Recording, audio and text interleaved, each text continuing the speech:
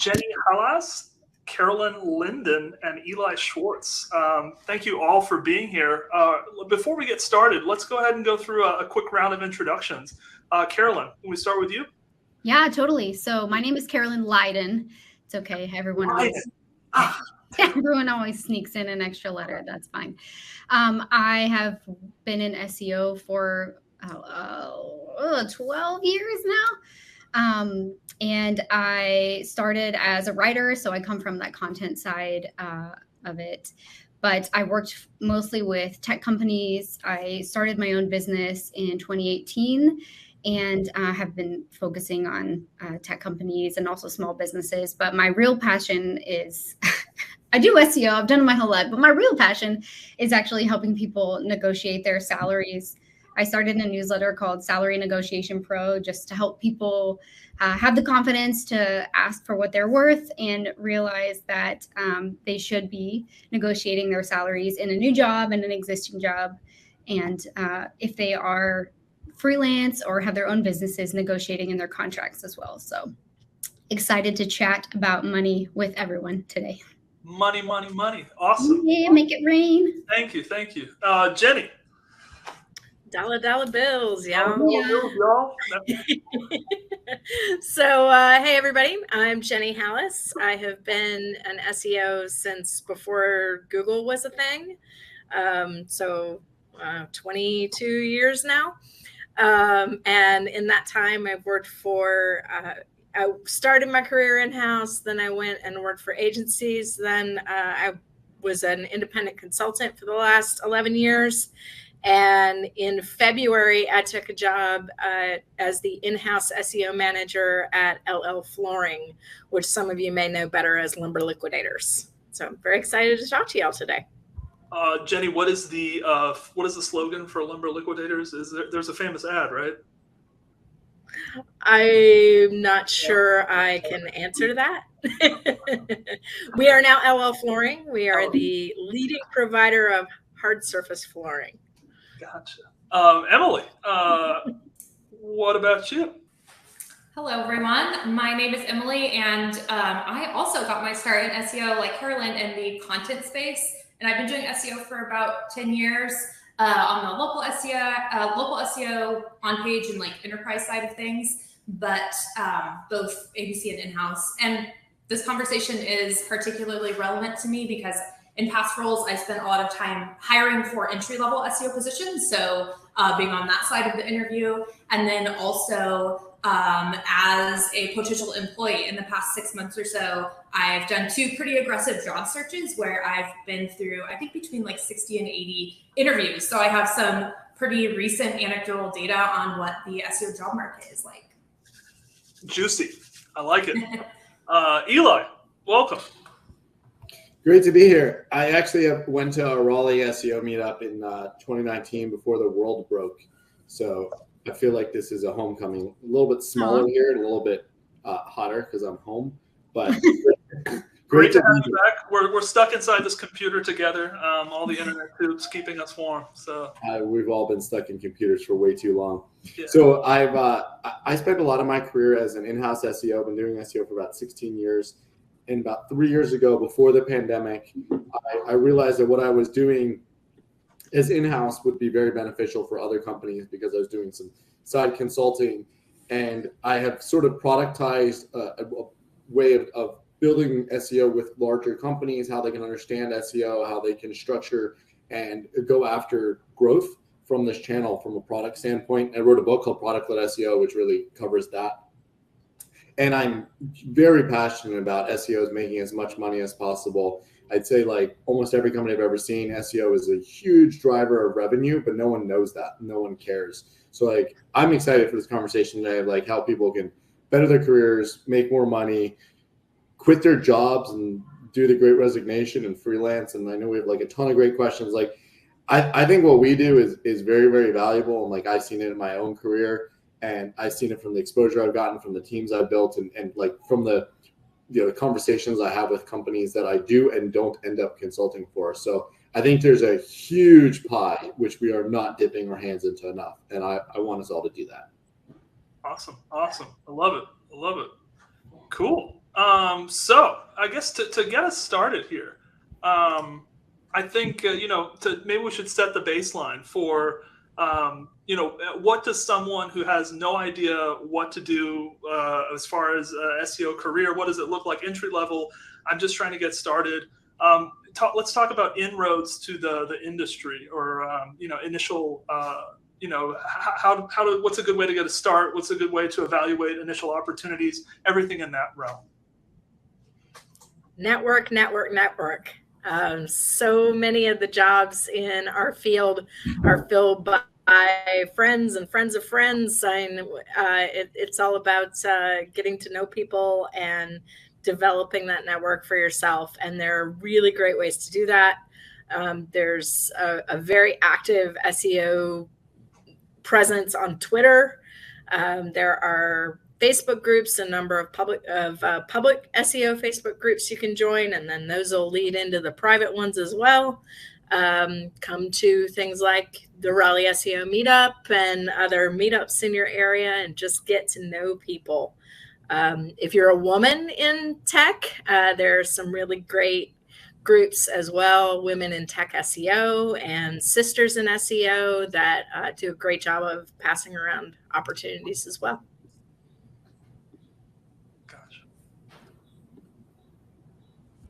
So, want to add?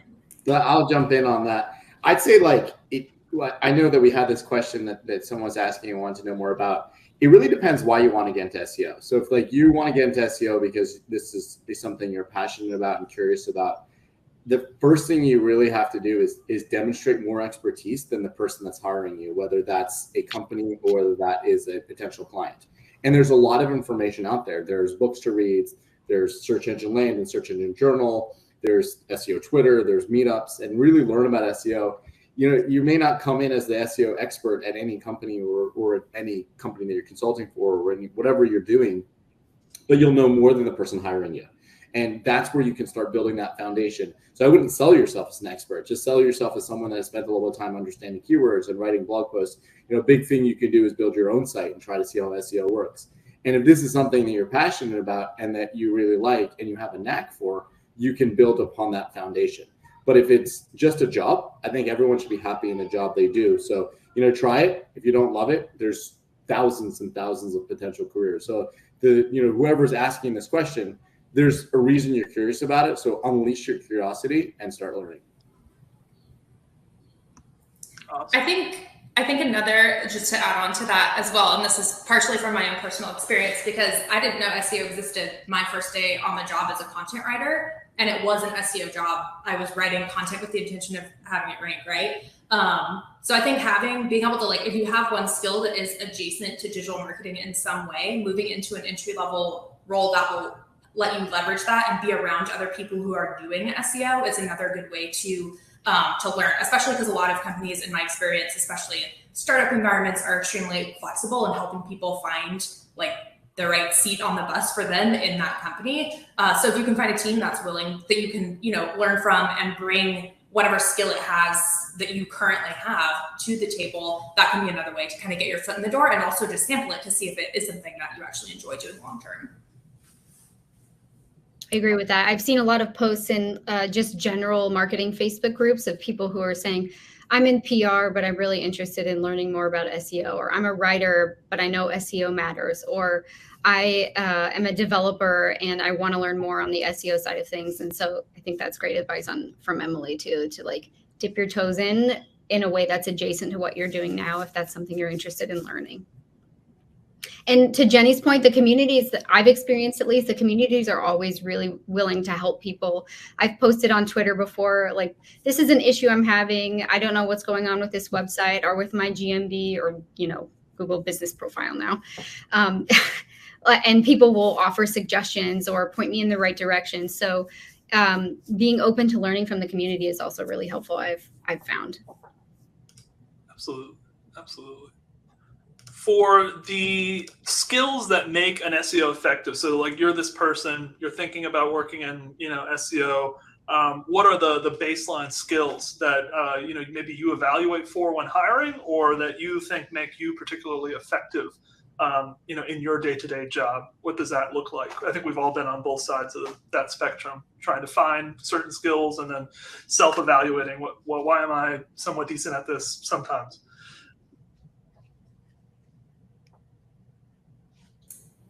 I can jump Nobody in. wants to start. If you guys,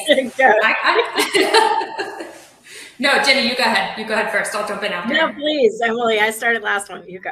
Okay. Yeah, we'll take turns. I think that for an entry level type of a role, I would say understanding how do websites work, how are they built, how do they function, which you can learn by building your own, right, and getting that like hands-on experience. But then also, understanding how do search engines work, how are websites crawled, what factors does Google use to determine whether or not your website is the most relevant search result for a specific query.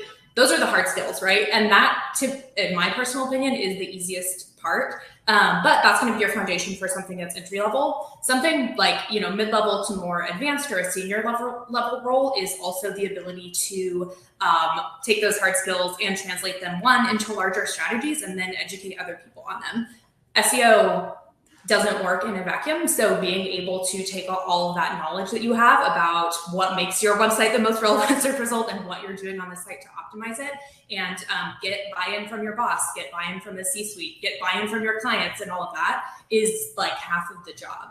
Because if you can't get approval, then you're not going to be able to execute. So I think having that dual functionality between the hard skills and then also the ability to communicate it effectively is something that makes a fine SEO a great SEO if you have both of those things.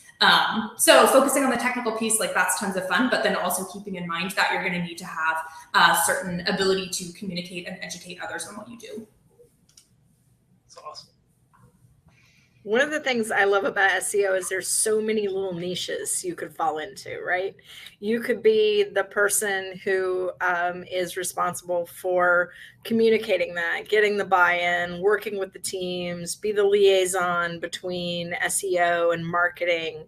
You could be the content writer, and the content development team determines based on search volume, what do we want to write to? What do we want to optimize for? You could be the promotions person who says, okay, based on all this data that we have, we should be promoting these particular products or these particular services. You could be the data analyst, and like all you do is data all day because there's so much data that you can crunch. You could be the developer, or work with the development team and help them understand things like redirects and htaccess files. And, so I just love it because there's so many different areas that you can have skills in and bring them to bear on SEO. And vice versa, the skills that you learn in SEO are applicable to so many other jobs. Silos are not real. Yeah. Mm-hmm. Awesome. When I worked at a couple of tech companies where I helped build the SEO department. I was like the first SEO hire. They're like, we're not really sure. And then they're like, okay, yeah, this works. So let's build the department. And one thing that I would always look for is I always felt like I can train people on SEO skills, especially if it's more entry level or if they're mid-level and they need skills in certain area, like maybe they're more content focused or more tech focused. But I always try to look for ways to figure out what people's problem solving skills were, because I feel like the majority of SEO is problem solving. Like, okay, we're seeing this. Let's go figure out what the result was and how do we prevent something like this in the future from happening. Or like Emily was saying, those communication skills. So if you're in-house, you always have that stakeholder who's like, the one keyword that I really like dropped, what's going on? And so it's learning to negotiate and communicate with those people while also validating their feelings around what they think is important and things like that. So it's sometimes those, I hate to call them softer skills, but those like human empathy skills are also something that I try to look for, because I feel like we can always train maybe I can always teach someone how a search engine works, or we can teach someone how a website works, or if they have, misconceptions, we can correct those. But it's sometimes harder to train those skills to focus on what's important and then assuage maybe people who don't necessarily understand it all the way, but they still want to be heard and things like that. Yeah, you made a great point, Carolyn, that I just want to piggyback on, which is like when you're having those arguments with those internal discussions, we'll call them discussions instead of arguments. When you're having those discussions with all your internal stakeholders and everybody, wants their product featured on the homepage, SEO is a great opportunity to be able to stand up and be like, but the data shows that we should, and people will respond to that. And I think that, being able to work with all the different departments and either meet everybody's needs or at least address everybody's needs is like a superhuman power that SEO has kind of a baked in ability to provide. The big thing I look for, oh, sorry, go ahead, Emily. This is just an aside. I was hoping someone would say the word problem solver so I could point out that I'm wearing my problem solver shirt today. So thank you, Carolyn. Nice. No worries. I'm happy to be here.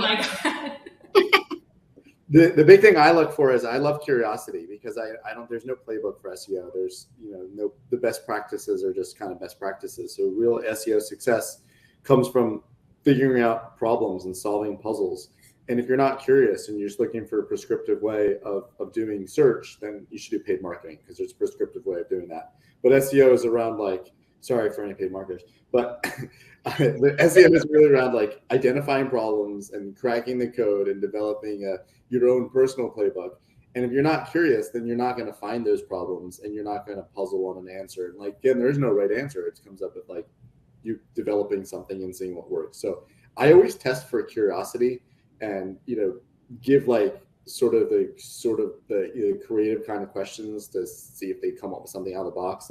My favorite question is, I would always ask if someone had $10 million left in their budget, there's 6 days left to spend it or they lose it, to see what they would come up with. And it's an SEO question. So most of the candidates I interviewed would be like, well, I'd create content. Well, you're going to 7 days and you're going to create content for $10 million. So just want to see how far out of the box they could go. And there is no right answer. I don't know what the best answer I ever heard was someone dropping dollar bills from a plane. That's fine. That just shows creativity and curiosity. So I just love those kind of questions to see where they go, and to see if they have the ability to sort of think their way totally out of the box and come up with SEO processes.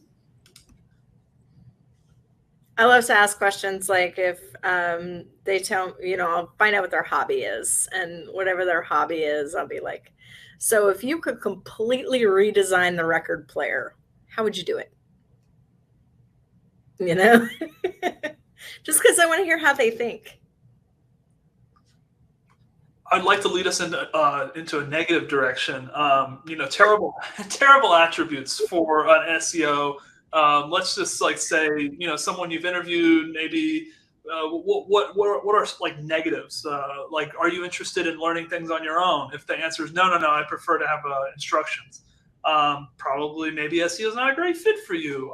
In that vein, what are negative signals that we want to avoid when considering an SEO career path, or when trying to maybe hire an entry-level SEO? I think first of all, this is a really interesting question, and I like it because I don't typically like to think about the negative side of things, but I think Eli alluded to this a little bit in the sense that you have to have an innate curiosity, and you can kind of test for this in interviews, and you can also demonstrate the opposite of this in an interview if you were being interviewed. But people who there are two types of employees on team members I've worked with in the past, and the ones that do really well are extremely proactive, and that curiosity gives them forward momentum into what new strategies, and they're the ones who are uncovering something on the site that needs to be fixed that we weren't even aware of, those types of things. On the flip side, people who tend to, I think, struggle in SEO or maybe not enjoy it in the long run, might be a better way of framing that, are those that would prefer to work from a checklist. Checklists are great, but if you need things to be prescribed to you always, SEO might be not the most fun thing, because very often you are the one who is discovering what needs to be done and then finding out who's going to help you do it because there'll be too much. So I think if, in the past when I'm interviewing, if I get the impression that someone is the type of employee or team member who would prefer to have, kind of have their hand held along the way with projects and be checked in on a lot and be told exactly what to do, SEO probably just isn't going to be the best fit for them, because very often they're going to be the ones who need to make that decision. Even in junior level roles, you need to have the ability to scan a site and just make note on, hey, I noticed this other thing while I was fixing those redirects or whatever it is. So I would say that was probably the primary negative attribute that I would be on the lookout for. It's very real. Jenny, negative attributes that you try to solve for or avoid?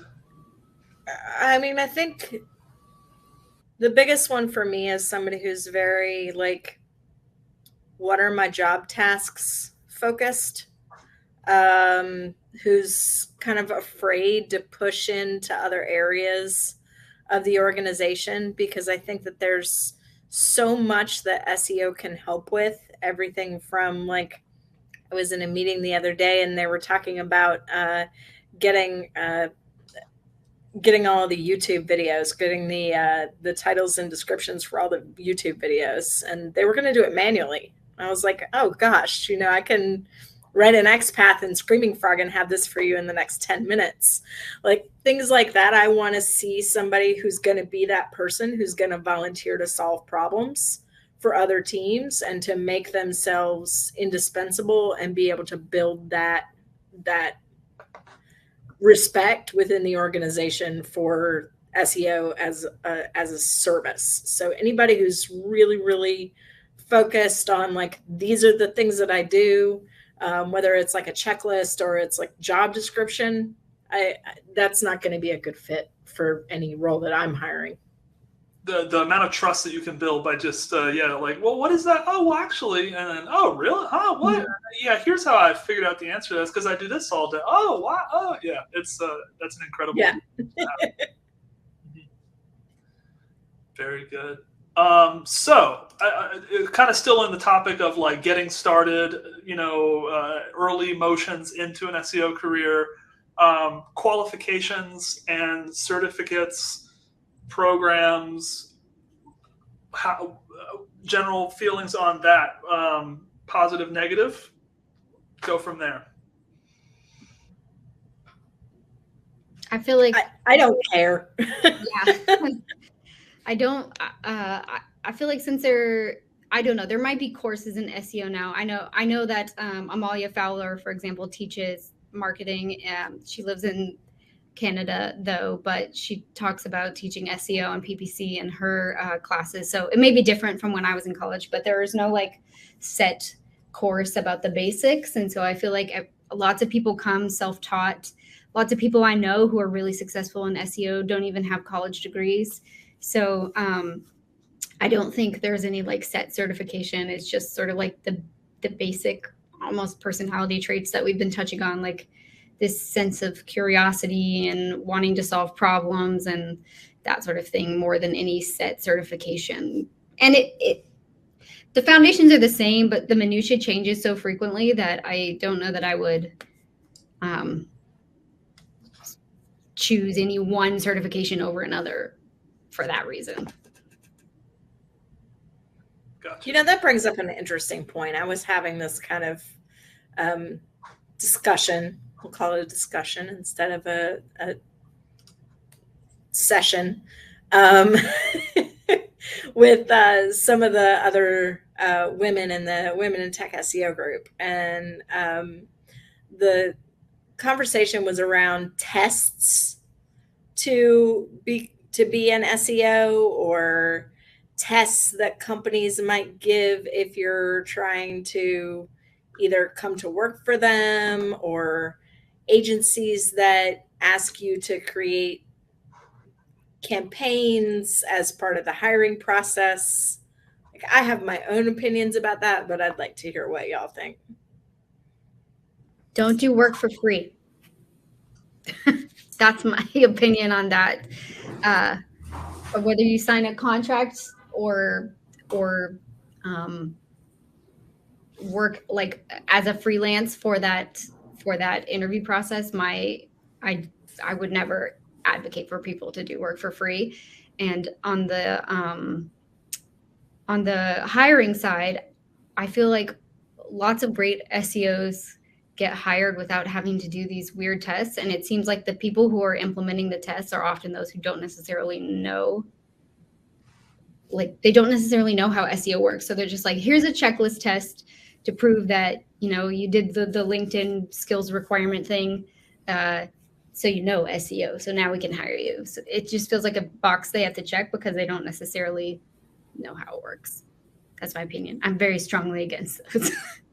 Unless I'm same. Like especially after interviewing so much recently, I see it a lot more with in-house roles where it is asked like, and it's always like, I don't know if you can see it, like how dramatically I'm rolling my eyes, but it's like an activity or a challenge. And it's like, a take-home funtivity. No, absolutely, like hard pass. The obvious solution is you could pay people to do like for their time, I think is the best way to do it. But from like the perspective of a candidate too, I understand that that's complicated because being in a position where you can say no is somewhat of a privilege too. So it always feels sticky. And like I have done those in the past, but I can say that I never got an offer from like a great company that I was excited to work for that did ask for free work.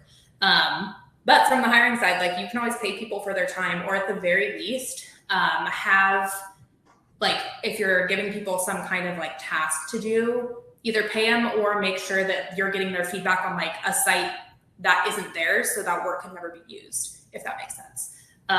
So I've done that before too, but yeah, I say similar feeling. I don't like it. Like I don't think that if you know how to effectively interview someone for SEO, you shouldn't have to have them do work for you as well, because like that's the job. And I have been told no by recruiters too because of that. Like after we've had really good interviews and stuff, but that's kind of a boundary that I personally have set, and I don't regret not doing that anymore. I'll also say I used to work with someone at CallRail. His name is Pete Holiday, and he wrote a really great article on this, but it came from the developer side. So I think it's very frequent that developers have to do these like take-home. They used to be really long, hour-long take-home tests. I think a lot of times they do them in person, like whiteboard tests now. But it prioritizes people who have the disposable time to take those. So the people who may really need that job and who may be awesome at it, but have to go home and make dinner and take care of their kids, like they're single parents or they have an elderly parent to take care of, having those disposable time tests mean those people can't take advantage of those job opportunities, even if they'd be really great at it, which is another reason I don't think that I think on the hiring side, you're potentially missing great candidates because you're relying on those who have the free time and who don't need the income for that free time to be able to complete those tests and pass them. That's a really great point. I would even venture to say that like you're going to get a less diverse pool of prospective employees doing that. Yeah. So I think of this not as free work. So what I do is whenever I'm giving a test, I tell them that I don't want the work, right? So I give them choices of things to do. Like I do want them to see an audit, but I tell them I already know the answers and I don't want to use their audit because I want the communication to come through. And I don't want to have them audit like a competitor site because that's really dumb. I just want to see how people think. And one of the things that I found in all my hiring is you want to flesh out like who has that ability to work hard and to figure out solutions and not just like phone it in. And the interview process is where you figure it out. So if I've done this even for like hiring virtual assistants, where you give them a little bit of homework, even if it's like, make it very easy. Can you find me 10 things that are wrong with my site and just put them in an email? As soon as you give them that and they're thinking, oh, that's 20 minutes of free work when I already have told them that's not something I need. I already know the answers. And they refuse to do that, that's someone that I don't want working for me. So provided I put that up front, that I'm not giving you free work, I want to see how you write, but you do have to put a little bit into it, that's fine. And I think in today's day and age, where you don't have to commute to an interview, I think it's fair. I think about all the times, like I've flown to interviews and wasted whole days or driven somewhere or you sit in the waiting room and wait an extra 2 hours. Like putting in 20 minutes of work to make a slide deck to just put your communication across and make sure that you don't have typos, I think is a fair question. The line in the sand, perhaps, and maybe it's not so much of a line in the sand, but like a massive wall fortress in the sand. It's like when that is reasonable, I would probably wager. But if you start to ask for like packaged deliverables and like, you know, almost finalized client ready type end products, it's time to pay for some hourly consulting if you're asking for something like that. Yeah, and if we're willing to throw people under the bus here, I'm going to throw LinkedIn under the bus because we're recorded and it's been many years. But I interviewed at LinkedIn and they asked me to do an audit, and I was actually not moved to the next level because they said my audit sucked, which was fair because I put in a couple hours, but I wasn't going to go and do an actual audit for just like a specific part of their site. That's not fair, right? So like from the same thing I just said, I want to see someone willing to put in a little bit of work. I've actually fleshed them out and said, you know, I don't want to work for someone that wants me to do a 10-hour audit for free. Yes. That's not who I want as my boss. So it goes both ways. Like if you're looking for free work, then that's not going to be a great relationship. Your employees aren't going to be really doing those kind of things. So I love that, Carolyn, that you said, don't do free work. Draw the line in the sand of where it's work. And like no one's being taken advantage of, not the candidate and not the employer. Fun fact, I read an article where one company has started paying people for their time for the interviews. So they realize that people's time is valuable. They're taking time out of their workday to interview. They're spending hours before prepping and researching and things like that. So they pay people for the interview now, which I thought was pretty cool and interesting too, because that's work as well that people don't necessarily take into consideration. And we're going totally off topic here, and I love that. But like when I've gone somewhere and then they make me pay for parking in their parking lot, like no, definitely not going to do that. Like on the flip side, I interviewed at Lyft and they gave me like $300 in Lyft credit. They're like, wherever you're coming from, here's $300. Like that's a total flip side of like, you need to pay our parking lot $5 to park in the lot so you can interview for our job. You're lucky. Yeah. At least validate. One final thought here, and I know, you know, we've spent a lot of time on this topic, but I think it's really important, is in the past when I've been in positions where I did not have the privilege of like ending the interview process there when they asked for a time outside of the interview, I think as a candidate, you can also use that as a situation to get more information about whether or not it's the right company. So maybe you do the work, maybe you're able to, like you're in that position where you can do unpaid time. In my situation, finding a job was my full-time job, so I could do it. But what I did was I turned it in and then I gave them very specific and unsolicited feedback about their interview process to my hiring manager and was like, hey, obviously I agreed to do it. I wouldn't if I wasn't comfortable.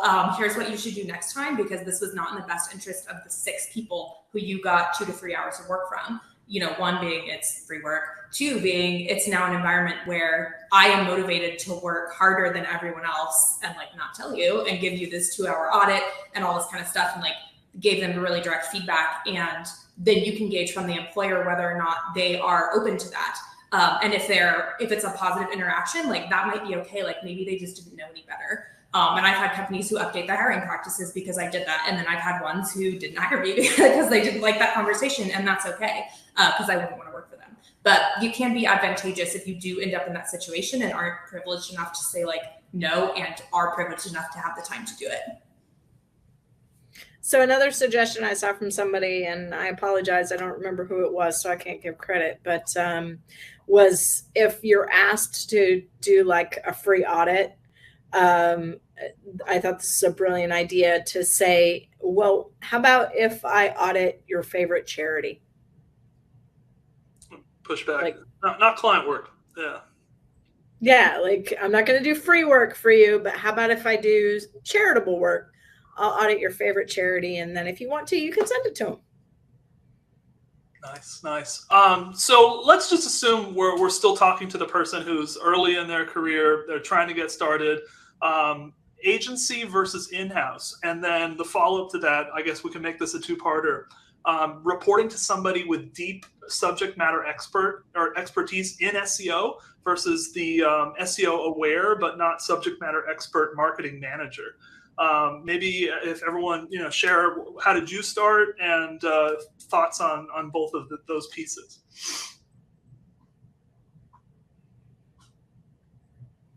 I started agency side. I was I majored in English literature, writing communications, and had a minor in psychology. So I was like, writing for marketing is the perfect combination of everything. So I got in as an everything writer at a very small agency. So I wrote social media and websites and anything that had words. And then quickly figured out if I wanted to drive more traffic to what I was writing, I needed to figure out the SEO side of things. So I think I've heard many people say that if agency is really, especially if you have a really great agency that you're working with, agency is one of the best ways to start your career because you get exposed to all different kinds of situations, all different kinds of companies, you have different clients, and you can grow fairly quickly depending on the agency and the structure within it. In that agency setting as an SEO or search marketer. I think when I chat with people about it, I always think of depth versus breadth. So a lot of times agency marketers have the breadth to, I've worked with all these different industries. I've worked with all different types of clients. I've learned the communication skills. I've problem solved for, all these different variables that I've come across. And so you can gather up those skills. And then I think a lot of people in SEO, once they get that agency experience, maybe they hop around to a couple organizations, they will go in-house for the depth. So you focus on one website or one product or just, a few, and within that niche, you're in a single industry. You really get to know your competitors and you really understand how, the website works and all the marketing products involved and the different departments. So especially if you're in tech, you'll have to work with the sales team, you'll have to work with the product team, you'll have to work with engineering and all that stuff. So it's really just the breadth versus depth sort of thing I felt.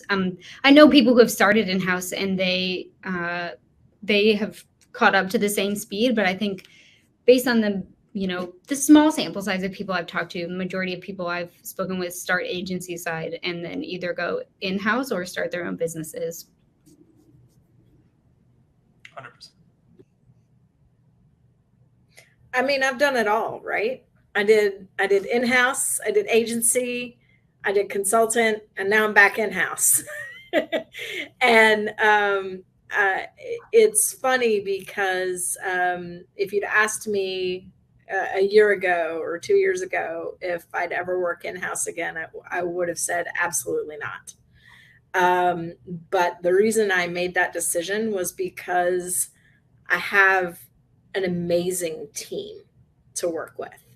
And I think that if you can find a spot where you really, really enjoy your colleagues and feel like everybody brings a lot of value to the table, it doesn't matter whether you're agency or in-house.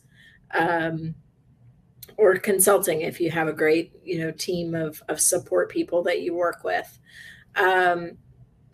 But I think that, one of the things that is really consistent in our industry, and I'm going to kind of jump ahead to one of these questions in the chat, is that a lot of people feel strongly that, you should do agency or you should do in-house, and that experience in one is not applicable to the other. And I think that's absolutely ridiculous, precisely for the reason that Carolyn brought up, which is the breadth of opportunity versus the depth of opportunity. And then to go back to your original question, Matthew, I would suggest that if you are new to SEO, you join a team, whether it's agency or in-house, where there are other strong SEOs in the company, whether that's your boss or not, because that's going to be your biggest opportunity to learn, is that hands-on day-to-day work. And if you're the only SEO in the company and you don't know your stuff already, you're not going to know what you're not doing and what you're missing. you might become very effective within that marketing organization, but will you be like an incredible SEO practitioner? Yeah. Yeah, exactly. Yeah. So I have a very specific point of view here, and I've never been in an agency unless you count what I'm doing on my own for the last few years. And I think that it depends on what you want your career to be. If you are at an agency, then you're definitely going to learn a lot of SEO. And like the people, the agency folks I've seen, they get to touch a lot of stuff and learn a lot very quickly and see a lot of different companies. But within your career, so you may be an SEO expert within your career, you are going to cap out. So your choices will either be make your own agency or become a VP at that agency. And the only way you can earn more is if you're taking a piece of that pie. Whereas if you're in a company, all the time we see people that started in SEO and are now C-suite. So I don't know if anybody knows, like Alex Schwartz, he's the CMO of Facebook. I met him years and years ago at PubCon conference, and his title was SEO manager at Facebook. So you're only going to really get that sort of exposure to go deep within a company and deep within the corporate world if you're in-house. So I would say, like, yes, maybe get your start in an agency and then leverage that as quickly as possible if you like SEO to get within a company, because then once you cap out in SEO, there are other places to go. Right. And that's one of the biggest problems I see in our industry, which is there are no VPs of SEO. There are very few even directors of SEO. It becomes like the SEO person, the senior SEO manager ends up reporting to a director of marketing or director of growth who reports up to a CMO or a CPO, chief product officer. So that's my view, and that's the way my career went. And the reason I am consulting is because I ran into that same ceiling myself, where like I really liked SEO, but there wasn't anywhere within SEO I could go within in-house. It would have to be somewhere else in marketing or somewhere else in product. I'm going to disagree with that just a little bit.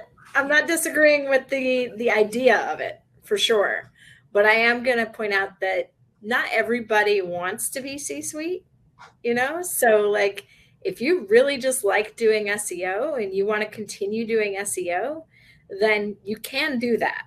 And I mean, I think that I'm a testament to that, because like I owned my own company for 11 years, and now like I think my title is like SEO manager. I'm third from the top from the CEO, but I don't care what my title is, because it means I just get to do SEO. I just get to do what I love, and I don't want to manage people. I don't want, some big reporting structure. As long as I'm getting paid what I feel like I'm worth, then I'm happy. And there's nothing wrong with that if you are that way. Most important part is not everybody can be a leader. I think too, like, because this conversation is relevant to me because I was agency for like 8.5 years, and then more recently went in-house. And I'm excited to like explore that side of things a bit more. And I'm sure it's different in different organizations, but I think from like a career pathing perspective too, for me personally, starting an agency was great, because then I had a boss who knew more than I did. And once I got to a place in the company where I was leading the team and the product largely, and didn't have another person who I could ask, and I started turning to like outside groups, I needed to prove to myself that I was still like relevant within the industry itself, and ended up changing jobs largely because of that. But another thing that I discovered was, generally speaking, over the last 2 years or so, you can make more money for lower titles in-house than you can agency side, generally speaking. And I think it's a company structure thing. And I say that because, that was a huge surprise to me. I went from like a senior director title to a senior manager title, and had like a 20% pay increase, like negotiations started there, and could partially be because I hadn't negotiated well enough before. But from a career perspective, like take that into consideration early on and know, like, do I want to move in-house, which might come with certain volatility as well, right? Whereas agency jobs can be a bit more stable in the sense that you may not experience like layoffs and things like that, as you might with like a really fast moving startup.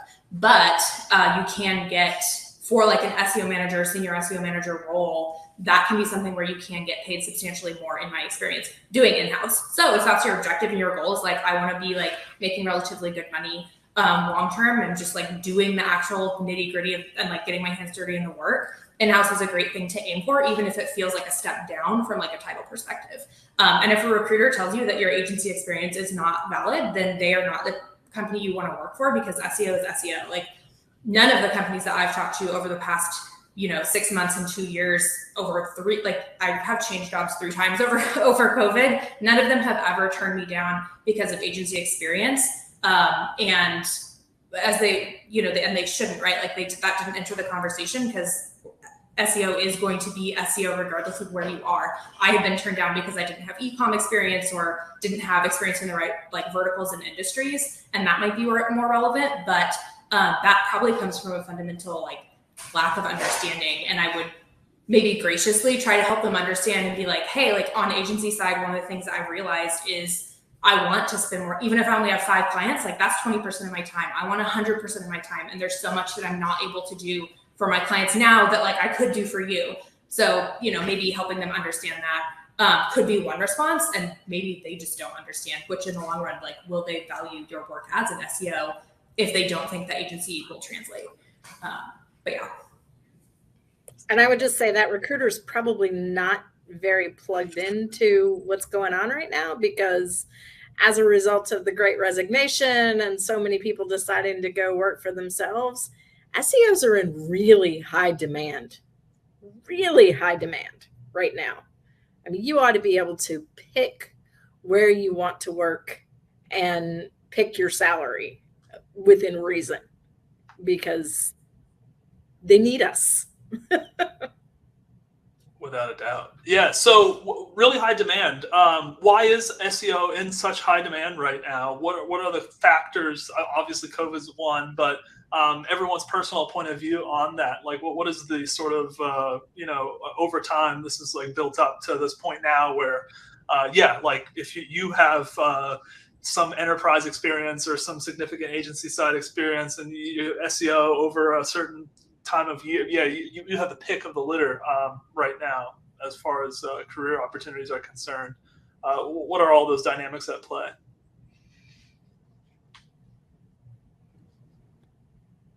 Oh, anecdotally, sorry, I was on mute. Anecdotally, I feel like when COVID first hit, I was working in my own business too, and a lot of people pulled back because they were like, whoa, we don't know what's happening right now. And so a lot of my clients either downgraded or said, we're going to pause for now. And then a couple months in, when people realized, oh, everything is online now and I'm not showing up anywhere online, all the SEO demand ramped up around then. And I think because it got so competitive, it's like table stakes now. You can't exist without it, because the effects of the pandemic have meant that we're all working from home. I'm never going to go to an office again. My husband, unfortunately for me, also works from home full time now. So things like that, we're all existing online, but it also means that it's even harder because our intent is mixed. I will do some research for work and then I will immediately Google oh, is the pool open, because I need to go take my kid somewhere after school today. And so everything is mixed up. The demand is higher, but also it's more competitive. And so lots of people are putting the money into it now. And I think where a lot of people were throwing money at PPC before because it's instant results, they're realizing the cumulative results of SEO, they needed to start way before now. And so a lot of people are also playing catch up to get that quick growth as fast as they can, and also try to be competitive and beat out the people who are, ranking above them in search engine results and things like that. So I think COVID has definitely helped. And then just I hope it's also because people are actually asking for what they're worth, that we're getting these salaries, and that people are saying oh, it's such a, I hate to use the word mishmash, but it's such a portmanteau of a role. You're analyzing content, you're looking at the technical side of things. You have to know how the back end of a website works, but you also have to know why an article is ranking or not ranking. So it's this perfect Venn diagram of creativity, but also these technical skills. And I think a lot of roles don't necessarily have that. And so that's also why it's in in demand, and we're being able to ask for these salaries that are commensurate almost with some of the more technical roles out there. 100%. So yeah, I couldn't agree more. And I'll just add that, like, paid, a lot of companies are realizing they have to dial back on that paid budget, and they have to pull some out of there because it is gotten so much more expensive to compete in that channel. I know that, I can't share real specifics, but I mean, paid search spend in my industry has gone up about 130% over the last year. The average cost per click for the keywords that we bid on, I mean, it's a lot. Absolutely. So let's say you are looking to make a move. How should an SEO evaluate their next SEO opportunity? What are the things that make you want to move? What are you looking for in a company, in a manager? I think, everyone probably looks at the whole picture. Why should an SEO move, or what should an SEO be thinking about as they move, from one company to another? What goes through the mind of a smart SEO? Well, now that you said smart SEO, I'm going to feel like I'm patting myself on the back, because I was going to use myself as an example. But I think, like, make a list. I mean, you kind of touched on, like, what's important, right? Like, make a list of what's important to you. Like, money is going to be a piece of that. But even when I have made decisions about companies in the past, like, I don't always choose the one that offers me the highest salary necessarily. And I have this conversation in your first screening call too with the recruiter. When they ask you, what are you looking for in a role? Give them, like, hey, I'm looking for these 3 pillars. And mine were essentially, I want this specific salary. I want a manager that allows me creative freedom. And I want to be working, like, for a company, I forget how I described it. It was more eloquent than this, but, like, that has a generally good vibe and, like, a good company culture and is, like, a good place to work and, encourages people to have lives outside of that. So whatever your, like, list is, take that into consideration. And then this is going to sound less discriminating or, like, less discerning. Apply to a ton of places, because you might find things that really excite you through those, like, recruiting conversations and interviews that you wouldn't have just thought of on your own.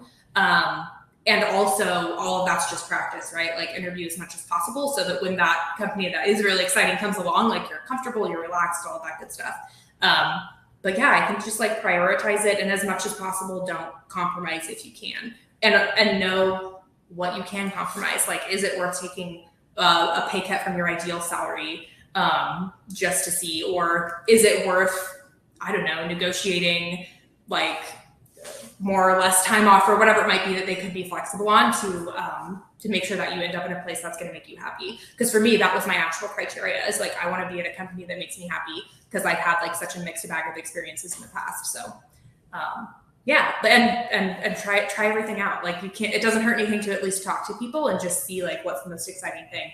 In my most recent job search, I didn't think I was going to talk to many agencies. And then I had some really, really good conversations with boutique agencies that were exciting and really refreshing to me. And that was surprising. And that was kind of a really interesting and fun experience because of it. So, be open, but know what you want and know where you're willing to compromise, and then don't compromise on the other things.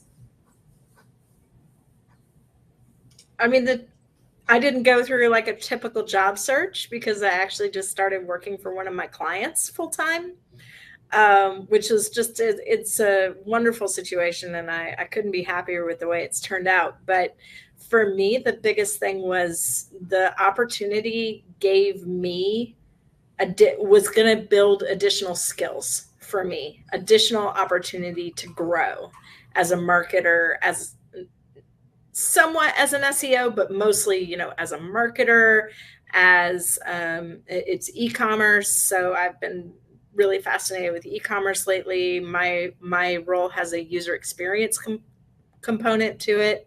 So I'm getting to learn how to do user experience testing and that sort of thing. So that for me was the biggest thing. Could it advance my skills? Could it give me an opportunity to grow and give me a challenge that would let me continue to go forward and not like stagnate where I was. I think maybe Eli can speak to this too, but there's an element of if you're not in-house or agency side, if you're freelance or you own your own business, taking those same criteria into the clients that you accept and choose. I remember talking to someone who was just starting their own business, and they were saying, "Oh, I just have to accept everything that comes my way." And I like to tell them and other people who say stuff like that is that you will manifest more of that which you accept into your life. So if you're accepting crap clients who are shitty to you and treat you poorly, they're just going to refer more people who are like them. So if you want to work in a specific industry, or you're freelance and you want to work in a specific niche, accept only clients that fit that criteria, or that are, not those red flag clients who will call you at midnight and say, "I need this tomorrow by 7 a.m." And they will start to refer similar people to you. So that's when I started my own business. I was really interested in helping women-owned businesses and small local businesses, but I found my clientele was actually split half between those businesses and the tech companies, because I had worked in tech. And so when everyone went and started their new job at XYZ startup SaaS company, they were like, "Oh, Carolyn worked at CallRail. Carolyn knows how to do tech SEO. She knows the subscription model. She knows what churn is, and she knows why, it's important to us for SEO." So when you are a contractor too, or a freelancer, or you have your own SEO business, you don't have to accept every single client that comes your way. Just like you would be discerning in a job search, you can be the same with the clients that you accept for your business too. And the same goes for the money that you accept from them. Like, you don't have to accept a client just because they're willing to pay you money. Like, set your rates, probably need to set them higher than you think you do, and go for the clients who are looking for people to do quality work at that rate, so that you can be happy in your work as a freelancer or a small business owner as well. And trust your gut. Absolutely. If it seems like it's not going to be a good fit, don't do it. Absolutely. And now's like one of the best times ever to get a job in SEO. There's so many companies that are realizing how valuable this is. And if you don't like a job and it doesn't feel right to you, there's so many more behind it. And we didn't talk about it at all, but all this talk of recession. So I remember in 2008 when there was a recession, like that's when SEO really kicked off, right? Like this is not it's not free. They're always like, it's free traffic versus paid traffic. It's not free, but the investment level to build SEO is so much better than it is to build paid.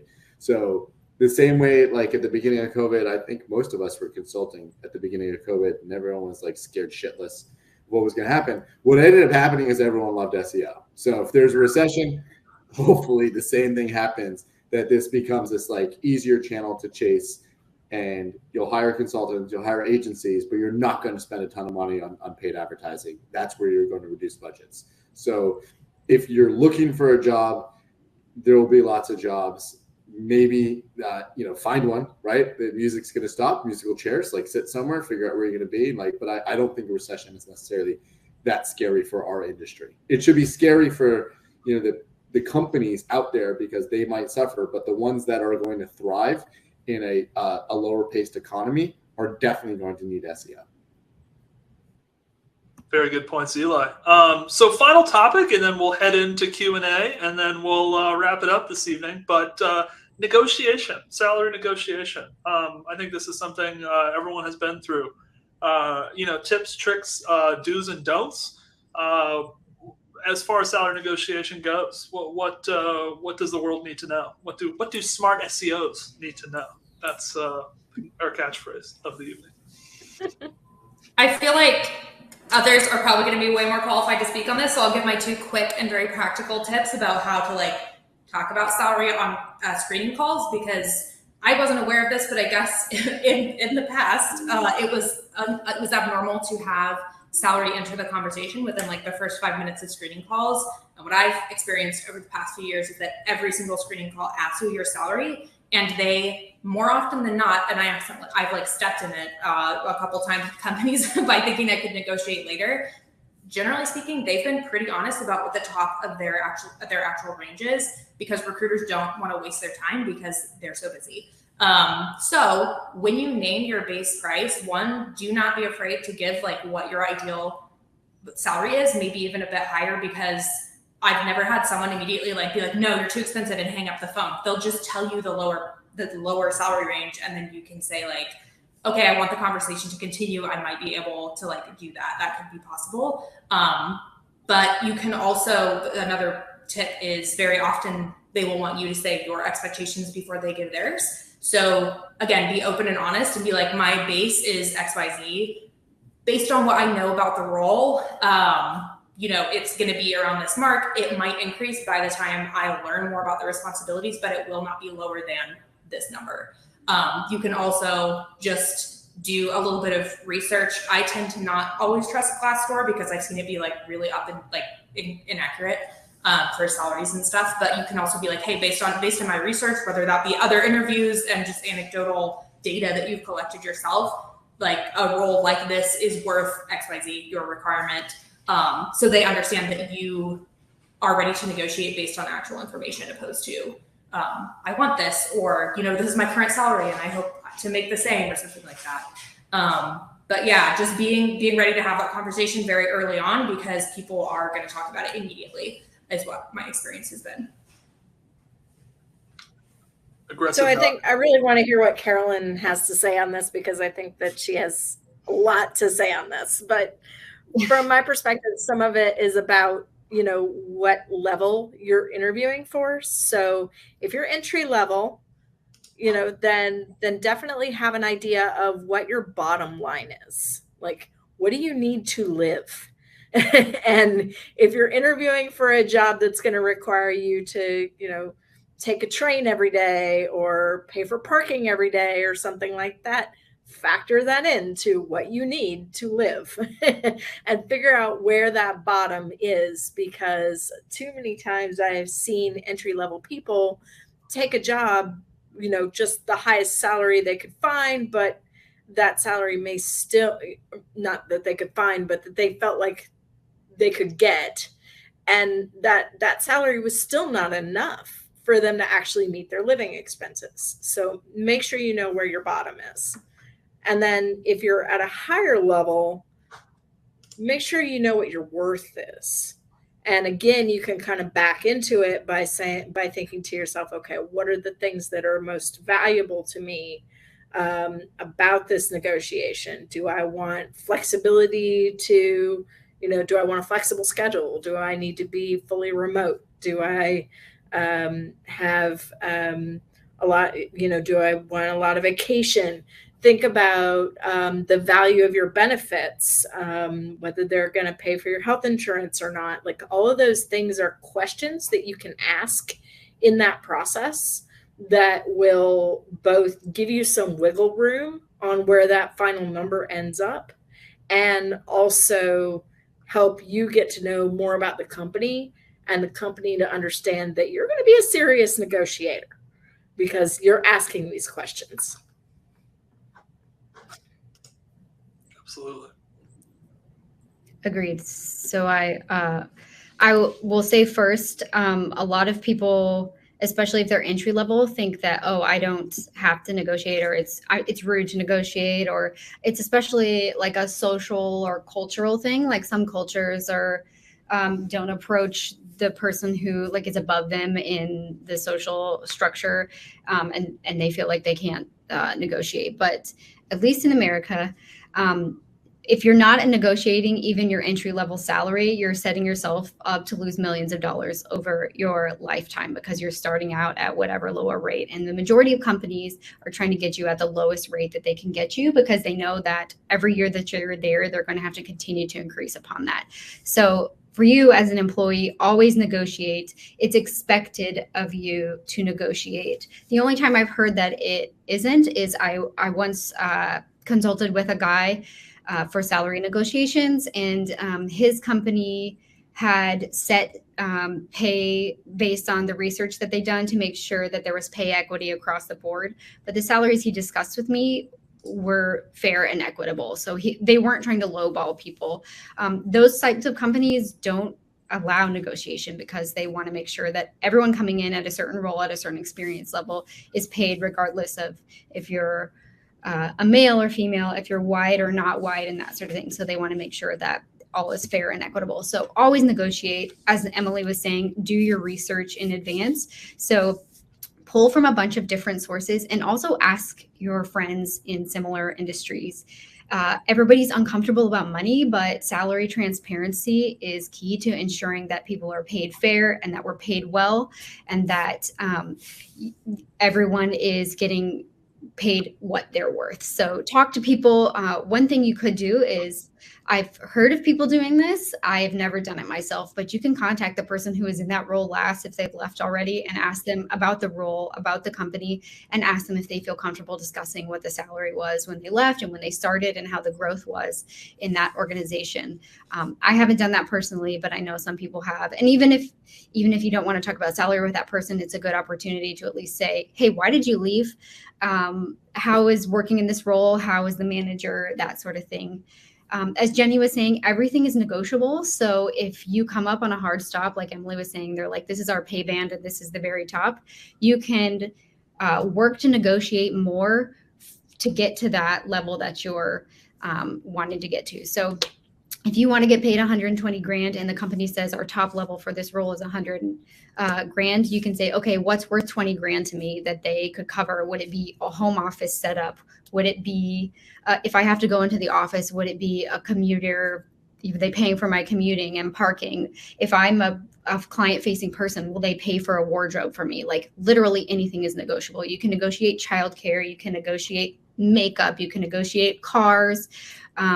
So figure out what it is that's important to you, and make sure that you are including that in your negotiation. And as Emily was saying, work it out in advance as well. So if you're saying, okay, if I need 20 grand of wiggle room, what is an extra 2 weeks of paid vacation worth to me? What is them covering my childcare costs worth to me? So you can make up that middle ground in between. And as Emily was saying, most recruiters will try to get you to name your price in advance. You can always switch it around and say, I know that Raleigh SEO Meetup Company is known for your amazing benefits and the amazing work-life balance, and I would love to know what the salary for this role is. So you can ask them before they get you in a number, in case you accidentally lowball yourself.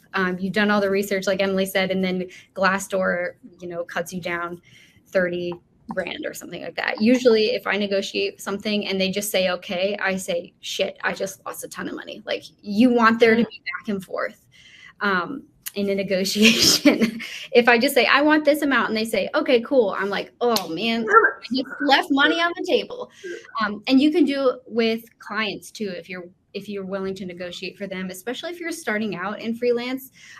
When I first started out, I think we lost Jenny. Oh boy. I remember a lot of people would say, oh, I'm just a small business, I don't have this much money to spend on SEO. So I worked with one woman and I said, okay, we'll set this monthly rate. We'll do it for 3 months. And then if every month you could introduce me to 2 of your friends in this industry who may need SEO help, that's another way that you can sort of negotiate that's not necessarily on the salary side. But those are all tips for a new job. If you're in an existing job and you see, holy crap, I'm making way below what I should be making for this role, try to get your manager, try to get the meeting. Don't spring it on your manager. Get the meeting in advance. Collect a list of your wins.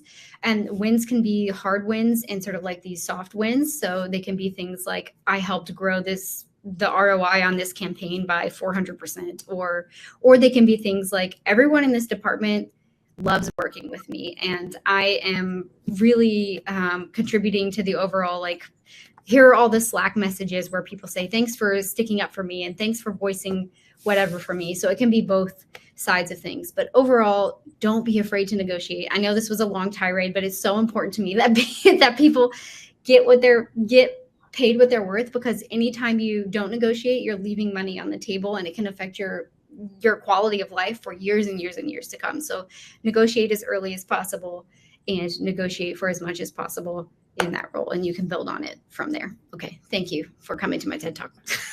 It's a fantastic topic. That's yes. Aggressive nodding. Sorry. I like it. Eli, any thoughts on salary negotiation? Carolyn said it all. If you don't ask, you won't get. And just to reinforce what Carolyn said, ask. I mean, I know, like, I once got like another $5,000, and I felt the same way. Like, shit, I should ask for 10, but like, I got 5 because I opened my mouth. So open your mouth. Like, the worst thing will happen is they'll say no. 100%. I think the most important part of the salary negotiation is, in fact, a negotiation with action meant to be taken. Cool. So that wraps us up. Let's pop into I have one more comment I want to make there. Yes, and that is, we talked earlier about how companies are trying to get you for as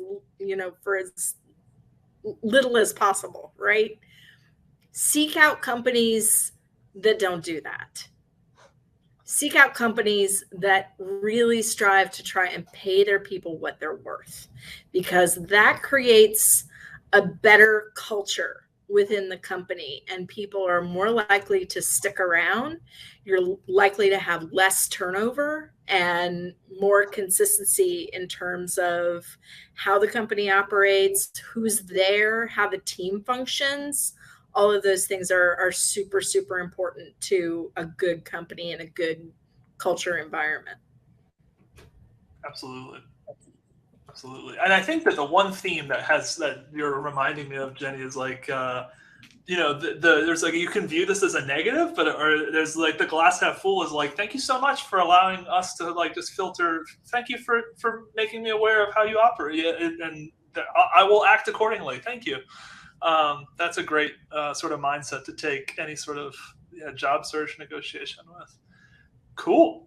So Q&A here, and then we will wrap up and head back out. So no need to stay for Q&A, Eli, if you don't want to.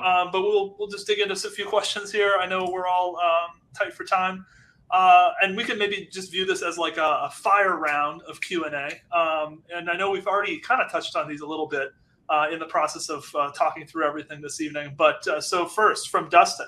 Do you have to be a great writer to get into SEO? No. It helps. Just a good collaborator. You have to be a good researcher and a good collaborator, I would say. Yeah, exactly. And then that's it. Cool. Next, from Cronall. Any thoughts about career prospects for senior SEO folks? So 10 plus years, what are some of the potential paths forward? I think that this goes back to some of the earlier points about there being no VP of SEO titles. So you either become a senior marketing leader, or you become the senior SEO subject matter expert inside of an organization. Thoughts on that? Side hustle. That's a great one. So yeah, you're a great SEO. You're really happy with where you are. You don't want to be the VP of marketing. Maybe start a very effective or a very successful affiliate website, affiliate blog, consulting, anything. And do that in addition to your very happy, stable, full-time job that provides healthcare and all those sorts of wonderful benefits. I like that. And another thing too would be another potential opportunity would be just find a company that is extremely invested in individual contributor roles. So like if you want to be in-house as like a senior SEO manager, there are companies that are willing to, pay more or like continue giving you salary increases as your value increases over time, because they understand IC roles and just vet them for that during the interview process. Fantastic. That is exactly the role I'm in right now. Fantastic. Let's see. How can you respond to a recruiter invalidating your agency experience is not relevant to in-house experience? I think we kind of already answered that one. We definitely did touch on that. Yeah. So you can go back and go back there. Anything else? I think that's about it. Looks like we've got everything covered. So yeah, cool. Thank you everyone for your time. Thank you, Carolyn. Thank you, Jenny. Thank you, Eli, and thank you, Emily. Appreciate it. Cool. Yeah, thank you. Thank you for leading this. Thanks, Great everybody. question. Yeah. A pleasure to be with all of you. Cheers. And we'll pop over into the other rooms and see you on the other side.